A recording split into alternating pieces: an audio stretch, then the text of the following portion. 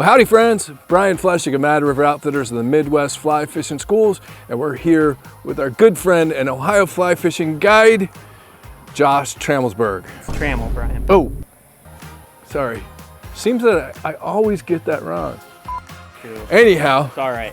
Josh Trammell, and we're going out today. This is going to be our maiden voyage, at least for me, in his Hogs Island roto molded, or is it moto rolled? I think it's a moto rolled jet boat, and really excited. We're going to be chasing smallmouth. We're certainly going to look for carp.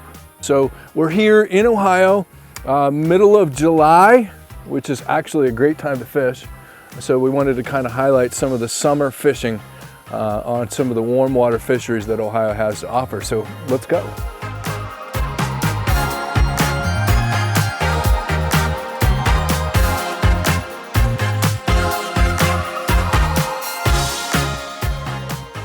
Beautiful, beautiful day.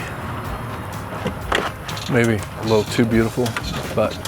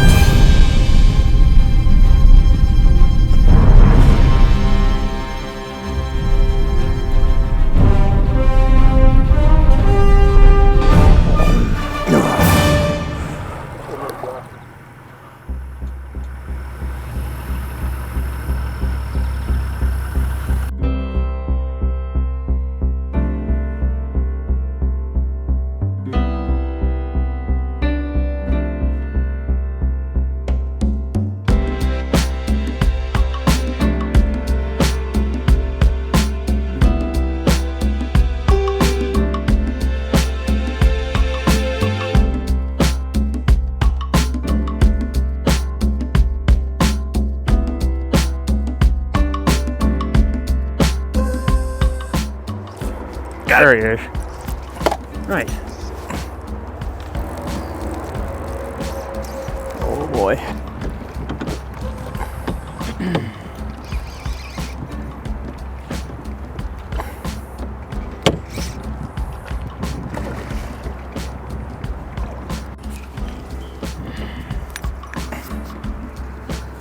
A nice fish, Brian.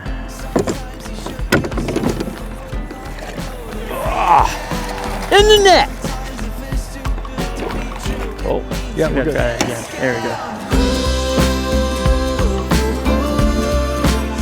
All right, friends, so of course, right in the middle of the day, smallmouth fishing can slow down a little bit, but this is the prime time for hunting for carp.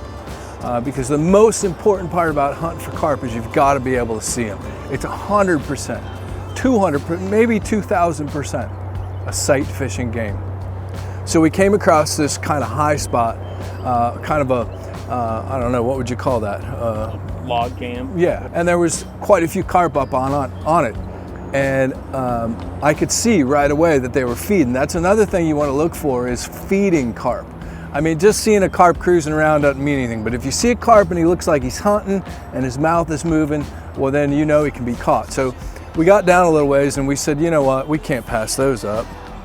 We put on a fly called Urtices carp crab, and of course that can be found at madriveroutfitters.com. It's a great, it's a heavy fly. It sinks quickly.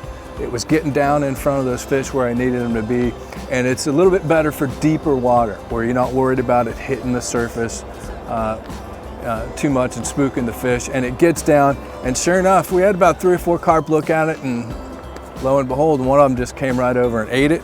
And we've got him here, right here. So we haven't named him yet. No.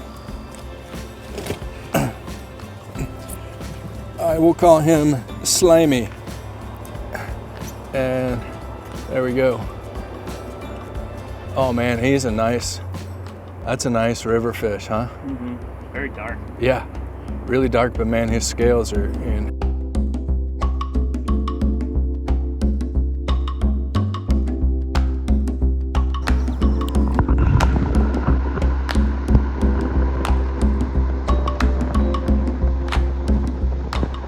carp are absolutely the smartest fish in freshwater. I mean, they are so hard to catch. And just like we just had a situation here where we fished to them for a little while, and then they just got smart to us. They quit coming around. They quit even looking at my fly, and they were just on to us. So, I mean, time to move on, go find a fresh pod, and hopefully I can find one or two that at least I can be slightly smarter than.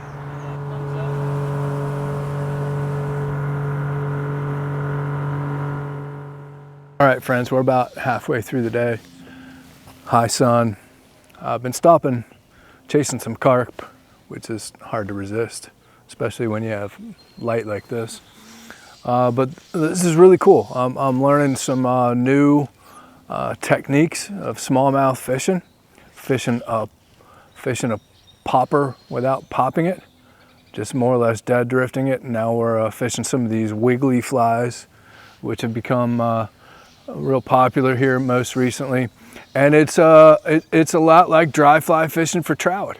I mean, I'm just making drifts, drag-free drifts, skating the fly every once in a while, and we're getting some action. But the amazing thing about this, I'm so used to being aggressive with smallmouth, and this is totally not aggressive. And the takes are just little sips. It's almost like a trout taking a spinner in some cases. Really an amazing way to fish. And what a great way to extend the season through the summer. This is really a fun way to fish.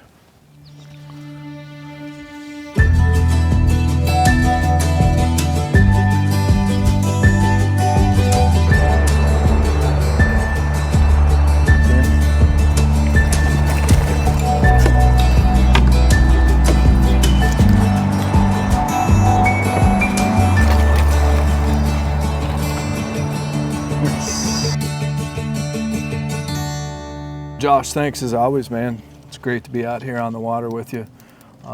Always a great day. For sure.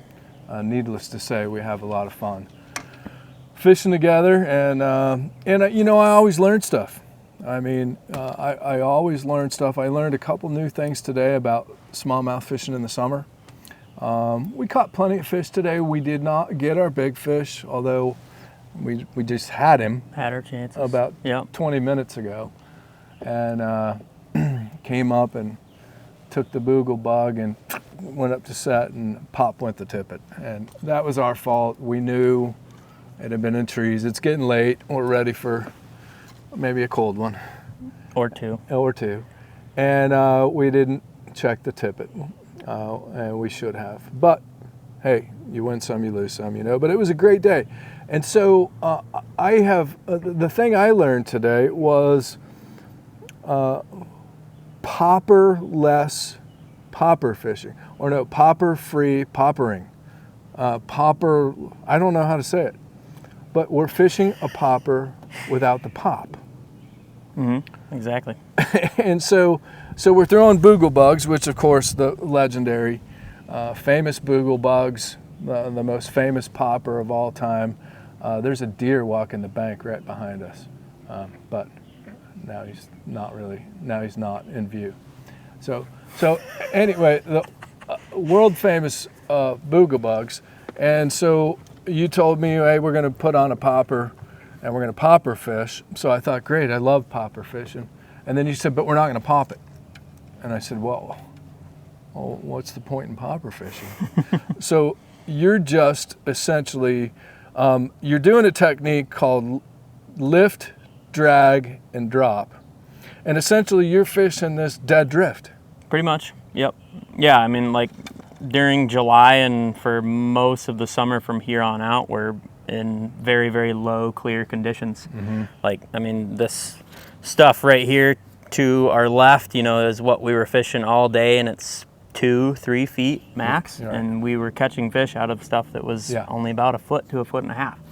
And, you know, throwing something that's big and obnoxious that makes a lot of noise can a lot of times spook. Yeah. Especially bigger fish during this time of year. So fishing something very, very finesse, like fishing a popper and letting it just drag and drift in the current instead of obnoxiously popping it and making a whole bunch of noise and stuff like that is definitely key. Well, and you were even getting on my case about having it land softly. I mean, so this was really what we were doing today was a lot like dry fly fishing for trout on a trout river. And then the other flies that we switched to this afternoon when we fished for a while, caught a couple fish on these wigglies. And I have fished these for largemouth. These things are great for largemouth. Yeah. I had not used them yet for smallmouth. I've been hearing a lot, and of course we sell a ton of these at the shop now. I mean, it's like a phenomenon. Yeah, they're great quality too. Yeah, and same deal. We just throw it out there, lift, drag, and drop, let it ride, maybe twitch it a little bit, but you're not making a lot of commotion. You're not making a lot of noise. It's really much different than the early season stuff that you and I have done together, and that you do with your clients. Really a lot different than banging the banks with a Murridge minnow or a swimming Jimmy or a game changer type flies. We really didn't do any of that today. No. It was all a finesse game. So, you know, if we can, let's get the boat out and let's show our viewers what you mean by that lift, drag, and drop. Yeah, for sure. And let's have a look at kind of how you do that, because it took me a little while to kind of get the hang of it today. And even though I've been dry fly fishing for trout for years, and obviously this was a little bit different and took me a little time to kind of get the hang of it. So once again, man, thanks. Really learned a lot today. It was a great day to be out on the water, just a beautiful day. We saw a bunch of wildlife. The river is this river is absolutely gorgeous. I constantly have to remind myself how really remote. I mean, goodness gracious, we've seen muskrats. We heard Bigfoot. We did. We heard Bigfoot multiple times knocking. Yeah. We've had deer. We've had bald eagles. Ospreys.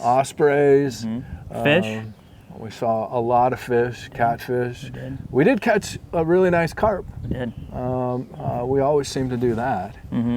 But as we all know, I'm a sucker for carp. I think there's a joke there. That was a pretty good pun. Yeah, right. All right, man. Let's get this jet boat in gear. And by the way, my first time in the jet boat. And if you're anywhere within 3 or 4 countries of Ohio, you need to come fishing with this guy and get on this jet boat. I mean, you can get into places and rivers and stretches. We've not seen another angler today. Nope. We've not seen anybody. Hardly any kayakers or canoers in here as well. Absolutely amazing. We've had this river to ourselves on a beautiful day in July. And like I said, good fishing. You know, we had some shots at some big ones.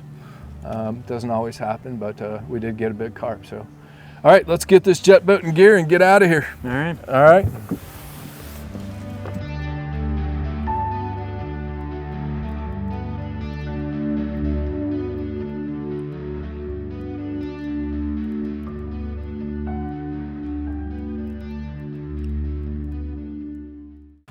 So Hogs Island Boat Works. If I'm not mistaken, that's the company Blaine is working with as well, right? Yep. Yeah, and so tell us about this boat, man. This is super cool. Yeah, so it's actually a plastic. It's a rotomolded. I believe the material is polyurethane, so it's similar to like a hard cooler, like a Yeti or Arctic or something like that. It's virtually indestructible. I mean, I've bounced it off some rocks, not intentionally, and things like that, and it's held up great. You know, just a few scratches underneath and whatnot. It is very, very accommodating to what we do around here. I mean, I have the ability to row it. I have the ability to use the trolling motor in certain instances, like when we're anchoring. You know, I have the spot lock and things like that. We covered probably about 10 miles of river today. Yeah. You know, which if we were in the raft or a drift boat or something like that, that would have taken us, 8, 9, 10 hours most likely. And then, I have a push pole as well as a poling platform. So it's very, very versatile to be able to do a whole lot of different things around the area. And this will go through like inches of water? Inches. Yeah, I mean, you saw some of the stuff we were going into today. Yeah. I mean, it was roughly what I would have to guess, like 3 to 5 inches in some instances. I mean, I've certainly been in a lot of jet boats, but this one is probably the most comfortable and the most accommodating that I've been in. Yeah. And It's just like I said, it's just an amazing watercraft for where we are and what we do. Of course, you guys run these up in Alaska too, right? Don't you? Not these specific boats, but yes, Yeah. we run. You run jet jets. boats, and that's why. That's what I'm more familiar with is an aluminum 18-foot, you know, with a little bit bigger motor and that kind of stuff. And just being able to drive this thing around, it rows a whole lot better. You know, it's definitely, it's no drift boat, you know. I say it often, I think we've got the best team in the business. Certainly the largest team in the business in this part of the country, for that matter. And with this in the arsenal of boats, it just puts us over the edge on places we can go, and times that we can fish, and seasons that we can fish, and fish that we can fish for. So Definitely. Well, it's really, really awesome, and thanks for the day again today. Yeah, for sure. Super cool boat. So friends, you can always check it out. Check out Josh Trammell, his new Hogs Island jet boat. You can check it out at ohioflyfishingguides.com or madriveroutfitters.com. And as always, thanks for watching. Be sure to subscribe, stay tuned, and you know, let's fish, or at least fish with him. Or you can fish with me, or fish with all of us.